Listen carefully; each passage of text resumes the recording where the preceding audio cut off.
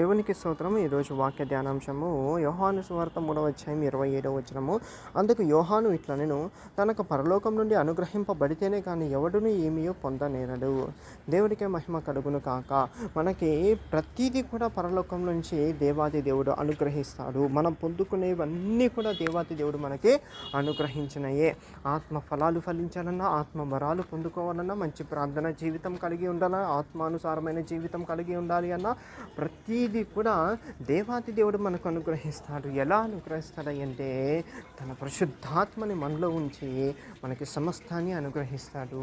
ఈ పరిశుద్ధాత్మని మనం ఎలా పొందుకుంటామయ్యా అంటే యేసుక్రీస్తు ప్రభుని అంగీకరించి సొంత రక్షకుడిగా స్వీకరించి బాప్తిజం పొందుకున్నట్టు ద్వారా పరిశుద్ధాత్మ అనే వరాన్ని పొందుకుంటాము.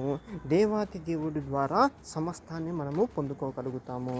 దేవుడికి మహిమ కలుగును కాక. ఆమేన్.